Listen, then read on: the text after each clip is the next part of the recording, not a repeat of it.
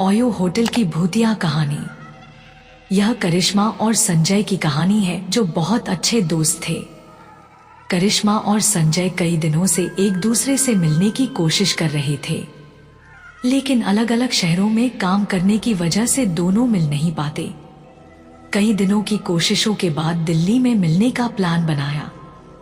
करिश्मा ने घूमने की सभी जगहों की लिस्ट बना ली थी। उन्होंने अपने तरीके से सब कुछ प्लान कर लिया था ताकि दोनों को किसी अनजान शहर में जाने के बाद कोई परेशानी न हो। रहने के लिए करिश्मा ने एक होटल में कमरा बुक किया और 18 मार्च की रात दोनों दिल्ली एयरपोर्ट पर मिले। करिश्मा: हेलो संजय, तुम्हें पता है कि मैंने तुम्हें कितना मिस किया। संजय: मैंने भी आपको बहुत मिस किया। दोनों एयरपोर्ट से सीधे होटल की ओर निकले। करीब 1 घंटे बाद दोनों अपने होटल पहुंचे। होटल बाहर से बहुत खूबसूरत लग रहा था।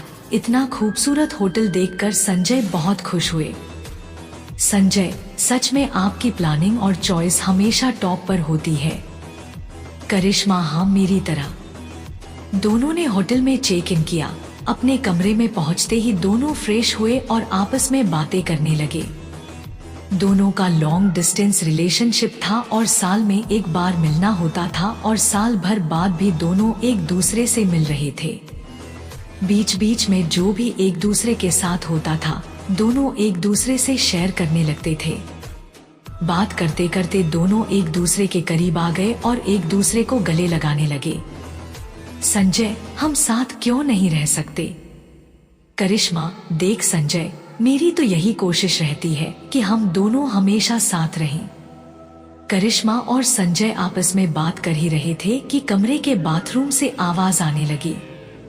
पहले तो उन्हें लगा कि गीजर में कोई दिक्कत होगी, लेकिन ध्यान से सुनने के बाद करिश्मा को एहसास हुआ कि यह दीवार पर किसी की कील ठोकने की आवाज है। ये बात समझते ही करिश्मा डर गई और उन्होंने ये बात संजय को बताई, जिसके बाद संजय बाथरूम की तरफ बढ़ने लगे। संजय: वो तो बाथरूम में बिल्ली थी। करिश्मा: मैंने तुम्हें मौत से डरा दिया। चैन की सांस लेते हुए दोनों एक ही बेड पर लेट गए और आपस में बातें करने लगे। तभी उन्हें एहसास हुआ कि उनके बेड के नीचे कोई गहरी सांसें ले रहा है। अब दोनों को इस बात का एहसास हुआ, जिसके बाद करिश्मा ने एक गहरी सांस ली बिस्तर के नीचे। उसने जो देखा उससे करिश्मा की सांसें थम गईं और वह जोर जोर से चीख पड़ी। संजय को कुछ समझ नहीं आया और उसने भी पलंग के नीचे देखा तो उसे कुछ नजर नहीं आया। करिश्मा को अब उस कमरे में कुछ अजीब सा लगा, लेकिन करिश्मा यहीं नहीं रुकना चाहती थी। तभी सामने रखा शीशा अपने आप हिलने लगा। ये डरावना मंजर देखकर दोनों की सांसें फूलने लगी। अब साफ हो रहा था, सच में इस कमरे में कोई तीसरा भी है, लेकिन कौन? अचानक से कांच के टुकड़े टुकड़े हो गए, लेकिन अब दोनों ने जो देखा वह बेहद विचलित कर देने वाला दृश्य था। उस कमरे में पहले से ही एक कैमरा लगा हुआ था, यानी अब तक जो कुछ भी उनके बीच हुआ वो उस कैमरे में रिकॉर्ड हो गया। हुआ यूं था, दोनों काफी घबराए हुए थे और फिर दोनों जल्दी जल्दी अपने कपड़े पहनकर जाने की तैयारी करने लगे। इसी बीच पास की अलमारी से किसी के गुर्राने की आवाज आने लगी। दोनों बहुत डर गए। बस दोनों वहां से भागना चाहते थे, लेकिन कमरे का दरवाजा नहीं खुल रहा था। काफी कोशिशों के बाद भी दरवाजा नहीं खुल रहा था। खोली तो अलमारी अपने आप जमीन पर गिर गई। करिश्मा का डर सही था कि यहाँ कोई तीसरा शख्स है। सामने ऐसी खतरनाक भूतनी देखकर दोनों डर से कांपने लगे। तभी आकृति ने तेजी से संजय का गला पकड़ लिया हवा का। संजय जोर जोर से चिल्लाने लगा, उसका दम घुट रहा था। करिश्मा भी संजय को बचाने की कोशिश कर रही थी, लेकिन वो कामयाब नहीं हो पा रही थी। फिर संजय ने पूछा कि तुम मुझसे क्या चाहते हो? संजय के पूछते ही उस भूतनी ने हवा में कुछ लिखा। सच बोलो, इसे पढ़कर किसी को कुछ समझ नहीं आया। उसके बाद उस भूतनी ने फिर कुछ लिखा। कैमरा। संजय: मुझे कुछ समझ नहीं आ रहा, मुझे छोड़ दो।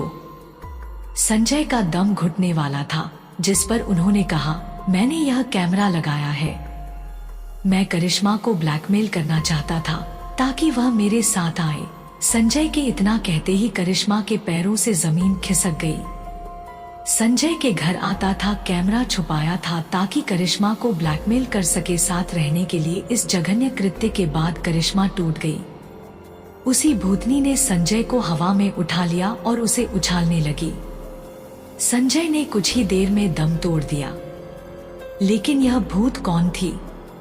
अब यह स्पष्ट हो गया था कि भूतिया ने करिश्मा की जान नरक से बचाई और संजय को उसके कार्यों के लिए दंडित किया।